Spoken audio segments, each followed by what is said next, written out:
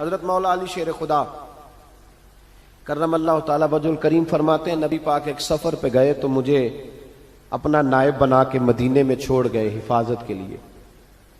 میری باتوں کی سمجھ تو آ رہی ہے نا آپ حضرات کو؟ حضور مجھے چھوڑ گئے. کہتے ہیں میرے پاس مال غنیمت کے تھوڑے سے پیسے تھے, میں سونے کا ایک ہار لایا, ایک لاکٹ لایا اور سیدہ فاطمہ کو تحفہ دیا پہلی دفعہ, سونے کا ہار. انہوں نے پہن لیا. نبی پاک علیہ السلام کا طریقہ مبارکہ یہ تھا کہ حضور جب سفر پہ جاتے تھے تو سب سے آخر میں سیدہ فاطمہ کے گھر جاتے, اور جب واپس آتے تو سب سے پہلے آتے, سب سے پہلے.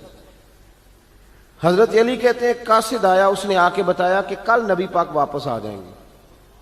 سیدہ فاطمہ بڑے دنوں سے انتظار کر رہی تھی کہ حضور آئے نہیں, اتنے دن ہو گئے. جب جا کے بتایا نا کہ کل حضور آئیں گے تو کہتے سیدہ نے صبح سے صفائیاں شروع کر دی. کھانا پکایا اپنے محبوب کے لیے, حضور کے لیے بہترین کھانا بنایا اور بہت ساری تیاری کی.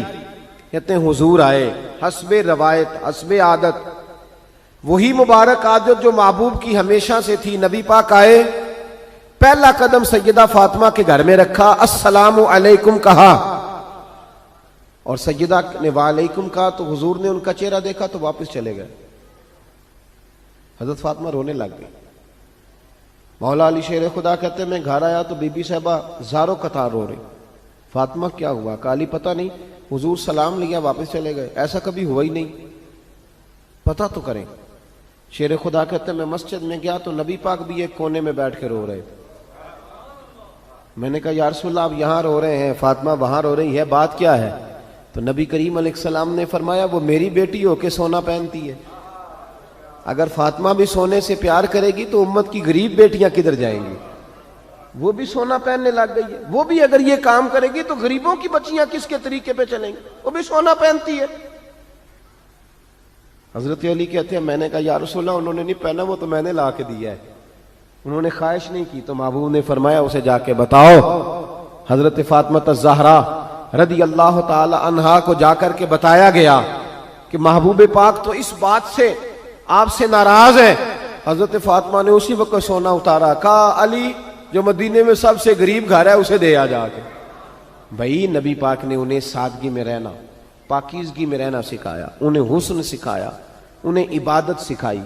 نبی پاک علیہ السلام, یہ تو ساری دنیا بیان کرتی ہے کہ امام حسین نبی پاک کے کندھے پہ بیٹھ جاتے تھے سجدے کے عالم میں تو 72 تسبیحیں حضور پڑھتے تھے. پتہ ہے حضور سکھاتے کیا تھے؟ نبی پاک امام حسین کو سجدہ کرنا سکھا رہے تھے. حضور سجدہ کرنا سکھا رہے تھے, سجدہ کرنا. پورے کربلا میں, پورے کربلا کے واقعے میں کسی جگہ بھی امام حسن اور امام حسین نے کسی ایک مقام پہ بھی یزیدیوں سے کوئی مطالبہ نہیں کیا, کوئی بات نہیں منوائی, کہا جو تمہاری مرضی. ایک بات صرف کی, ایک گزارش, توجہ ہے میری بات پر, ایک بات صرف کی, ایک مطالبہ رکھا. جب 9 محرم کو عمر بن سعد نے, شمر نے, ان سب نے کہا نا کہ حسین یا اب بات ختم ہو گئی, یا بیعت کرو یا جنگ کرو, تو امام حسین نے فرمایا مجھے ایک رات کی مہلت دو. علی کے بیٹے مہلت مانگ سکتے ہیں؟ بولے نا یار, مہلت مانگتے تھے وہ, کیا ضرورت تھی؟ امام حسین نے فرمایا مجھے مہلت دے, ایک رات رہ گئی ہے, میں راج کے سجدے کرنا چاہتا ہوں. سجدوں کے لیے مہلت مانگی, سجدوں کے لیے. توجہ ہے میری بات پر؟ محفلیں لمبی, نمازیں چھوٹی. 24 گھنٹے آپ کسی کو بٹھا لیں باہر, وہ بیٹھا رہے گا, گپے لگائیں. نماز کا ٹائم ہوگا تو پتہ نہیں کیا ہو جاتا ہے, لوگوں دوڑ گئے, او ہو نماز پڑھنی پڑ جائے گی. ایسے لگتا ہے جیسے کوئی بہت مشکل مرحلہ آن پڑا. بھائی کربلا والوں کا تو پیغام ہی نماز ہے, ان کا تو طریقہ ہی نماز ہے. امام حسین نے کہا ایک رات کی مہلت, فقط اس لیے کہ میں کھل کے نمازیں پڑھ لوں. ساری رات بڑی باتیں تھی نا, بڑی باتیں. سیدہ زینب سے دکھ سکھ کر سکتے تھے ساری رات, امام زین العابدین کو بڑی باتیں بتا سکتے, بڑا کچھ ہو سکتا تھا. لیکن امام زین العابدین کہتے ہیں ساری رات حسین ابن علی نے سر سجدے سے نہیں اٹھایا. چل تو اس طرح کر, امام حسین تو ساری زندگی ساری رات پڑھتے رہے نا, تو چل ایک رات کی عبادت کر ان کے نام پر, ایک رات ساری جاگ. نہیں نا تسی ہاں کی تھی, ایک رات کہی ہے میں نے, بڑا مشکل ہے ہمارے لیے. آپ یقین کریں مسلح, اور پھر کسی نے ہمیں کان میں بتا دیا کہ تسی نسبت آلے ہو, تسی بخشے ہو. اے کوئی پکی گل دس گیا ساری, اس میں کوئی شک نہیں کہ نسبت سے بخشے جائیں گے. لیکن امام حسین ڈائریکٹ نواسے ہیں نبی پاک کے. اگر وہ نسبت کے باوجود بھی ساری ساری رات نماز پڑھتے ہیں, تو کس قسم کا نسبت والا ہے کہ 10 محرم کو بھی تیری ساری قضا ہو جاتی ہے, ساری قضا چھٹی, ہم نسبت والے ہیں. بس نسبت کا یہ معیار ہوتا ہے. نسبت کا معیار یہ ہوتا ہے کہ جو محبوب نے کیا وہ ہم نے کر کے چھوڑنا ہے, وہ کام کرنا ہے. اور پھر اہل بیت نبوت کا اسوہ حسنہ پردہ ہے. پردہ بڑی گمراہی آ گئی ہے امت میں. اب جو بچی MA MBA کر لیتی ہے, وہ سب سے پہلے یہ مطالبہ کرتی ہے کہ ہمارے حقوق برابر کے. اسلام نے عورت کو برابر کے حقوق نہیں دیے, عزت والے حقوق دیے. کون سے حقوق دیے بولیے؟ میں ایک یونیورسٹی میں تھا تو ایک بچی نے پیغام دیا, کہنے لگی جی, بچیاں بھی تھی پردے میں بیٹھی ہوئی, لیکچر یونیورسٹی میں ہو رہا تھا, تو اس نے کہا جی عورت کا تو گھر ہی کوئی نہیں ہوتا, عورت کا تو گھر ہی کوئی نہیں, تو ہم کدھر جائیں؟ میں نے کہا چلیں ادیبانہ انداز میں یہ بات درست ہے, لیکن حکیمانہ انداز میں درست نہیں. عورت کی تو اللہ تعالیٰ نے ذمہ داری بڑی شاندار رکھی ہے. جب تک باپ جوان ہوتا ہے نا, توجہ ہے میری بات پر, جب تک باپ جوان ہوتا ہے تو بیٹی اس کے گھر رہتی ہے, اور جب بچی جوان ہوتی ہے, ابا تھوڑا بوڑھے ہونے لگتا ہے نا, تو اللہ تعالیٰ خامند کی ڈیوٹی لگا دیتا ہے عورت پر. اور جب خامند تھوڑا بوڑھا ہونے لگ جاتا ہے تو بچے جوان ہو جاتے ہیں. تو میں نے کہا بی بی تو سمجھی نہیں, تو کہتی ہے میرا گھر کوئی نہیں. رب کریم نے تو تیرا محافظ ہمیشہ جوان آدمی کو رکھا ہے, جوان کو, کبھی باپ کو, کبھی بھائی کو, کبھی بیٹے کو, کبھی شوہر کو. تو یہ کیسے؟ اسلام نے تو تیرے لیے جوان خون تیرا محافظ رکھا, اگر تو سمجھے. حضرت فاطمہ نے ساری زندگی پردے میں گزاری, ان کا ننگا سر کبھی سورج نے بھی نہیں دیکھا. یہاں اللہ خیر کرے دینداروں کی بچیاں پردہ نہیں کرتی, حاجیوں نمازیوں کی بچیاں پردہ نہیں کرتی. کپڑے استری نہ ہو تو گھر میں جھگڑا شروع ہوتا ہے, اور بی بی پردہ نہ کرے تو پرواہ کوئی نہیں. حضرت عبداللہ بن سہل ایک تابعی بزرگ ہے, نام یاد رکھنا. عبداللہ بن سہل کہتے ہیں سیدہ زینب جب کربلا سے واپس آئیں تو وہ میری پڑوسن تھیں. 15 سال کہتے ہیں میں ان کا پڑوسی رہا ہوں, 15 سال. 15, امام شورانی نے اس کو لکھا ہے, 15 سال میں حضرت زینب کا پڑوسی رہا. کبھی ہوتا ہے نا کہ بی بی برقع پہن کے باہر نکل آتی ہے, بازار جانا ہے, دوائی لینی ہے, کوئی کام ہے. کہتے ہیں 15 سال میں پڑوسی رہا, پر میں نے پردوں میں چھپی ہوئی زینب بھی کبھی نہیں دیکھی. ہوتا نا برقعے میں بندہ بی بی دیکھ لیتا, میں نے پردے میں چھپی ہوئی بھی بی بی کبھی نہیں دیکھی. تو کربلا والوں کا تو طریقہ پردہ ہے, ان کا طریقہ. اب آخری بات سنیں, کربلا والوں کا طریقہ حوصلہ ہے, ہمت ہے.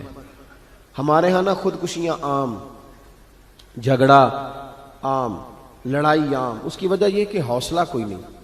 ذرا سی بات کو بندہ برداشت کرنے کو تیار. اہل بیت کا جو طریقہ ہے نا وہ حوصلہ ہے, وہ صبر ہے. وہ چلے محبت کی بات ہے کر دیتا ہوں. ایک بابا جی سے میں نے پوچھا, میں نے کہا جناب صحت کیسی ہے؟ کہنے دکھا نہیں وڈیریاں کر چھڑیا. میں کہا کنی عمر تہاڈی؟ کہندا میں عمر تے ایویں 76 کو سال ہے. تے میں کہا دکھاں تو بغیر بھی ہن تساں وڈیریا ہی ہونا سی. بس کر دے, دکھوں کو بدنام کیا ہوا بلا وجہ. اب بس کریں, وڈیرے ہونا تھا کہ نہیں ہونا تھا؟ تے نہ دکھاں دا لا دیتا ہے. ہجوم غم میں بھی توہین نے ضبط غم نہ ہوئی, ہم تو اس احتیاط سے روئے کہ آنکھ نم نہ ہوئی. اللہ والے تو مطلب شکوہ کرنا ہر وقت شکوہ, حوصلہ ہی کوئی نہیں, سکون ہی کوئی نہیں, پریشانی بڑی ہے جی, آزمائش بڑی ہے. کبھی آپ نے کہیں سنا ہے کہ واقعہ کربلا کے بعد حضرت زینب معاذ اللہ نفسیاتی مریض ہو گئی تھی؟ امام زین العابدین, سیدہ سکینہ, حضرت صغرا وہ حوصلے میں رہے, متوانا رہے. امام زین العابدین نے اس کے بعد بھی کئی دفعہ پیروں میں بیڑیاں پہنی, کئی دفعہ. سادات کا خاندان چلا. یہ جو داتا علی اجویری نے آ کے آپ کو کلمہ پڑھایا یہ بھی سید زادے ہیں. سیدوں کا قافلہ رکا نہیں, یہ خواجہ اجمیری بھی سید زادے, غوث پاک جیلانی بھی سید زادے. یہ سادات کا سلسلہ چلتا رہا. بار بار آ کے امت کی قیادت کی ان لوگوں نے.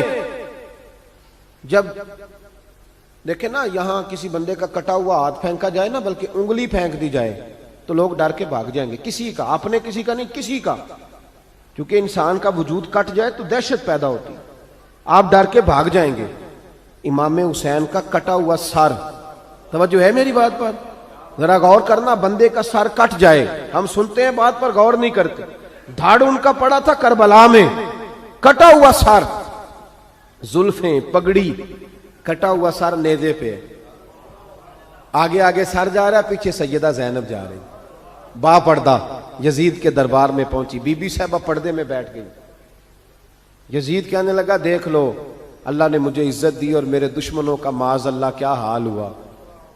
جب اس نے یہ کہا نا تو حضرت نعمان بن بشیر صحابی بیٹھے تھے، اور ساتھ کہتے ہیں میرے ایک نابینا صحابی بھی بیٹھے تھے۔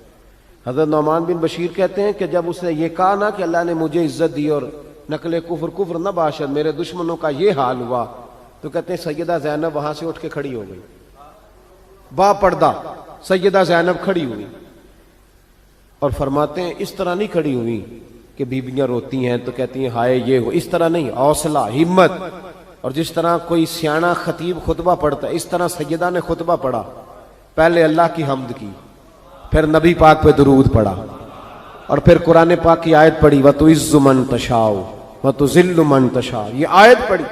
کہتے سیدہ کی آواز میں وہ روب تھا، وہ گرج تھی، وہ وقار تھا، وہ اطمینان تھا کہ وہ نابینا صحابی میرا گھٹنا ہلا کے کہنے لگے نعمان علی آ گئے ہیں دربار میں، علی آ گئے ہیں، جبریل امی بول رہے ہوں جیسے، حکمت کے گوہر رول رہے ہوں جیسے، دربار دمشق میں بی بی زینب کا خطاب منبر پہ علی بول رہے ہوں جیسے۔ کہا یہ تو حضرت علی کی آواز، علی آ گئے کیا، علی آ گئے؟ سیدہ زینب فرمانے لگی یزید تیری حکومت ہے تو تو کہتا ہے کہ اللہ نے تجھے عزت دی، ذرا وقت بدلنے دے، ذکر تیرا بھی ہوگا پر تجھ پر لوگ لعنت برسائیں گے، اور جب میرے حسین کا ذکر ہوگا تو خطیب جمعے کے خطبے میں ذکر کیا کریں گے، خطبوں میں میرے نام۔ بھائی حوصلہ پیدا کرے زندگی میں، ہمارے اندر حوصلہ نہیں رہا، حوصلہ نہیں، توانائی نہیں، ذرا سی بات پہ ہم بگڑتے ہیں، ناراض ہوتے ہیں، اپنی طبیعتوں کو اکٹھا کریں۔ پہلا سبق یہ عرض کیا ہے کہ اہل بیت سے پیار کریں، بحث چھوڑ دیں، صحابہ سے پیار کریں اور بحث، نبی پاک کا میلاد منائیں اور بحث کرنی چھوڑ دیں۔ اور دوسری بات یہ کہ اہل بیت کا طریقہ فقر و فاقہ ہے، ان کا طریقہ سخاوت ہے، ان کا طریقہ پردہ ہے، ان کا طریقہ عبادت ہے، ان کا طریقہ حوصلہ ہے۔ حوصلہ مند زندگی گزاریں، توانائی والی زندگی گزاریں۔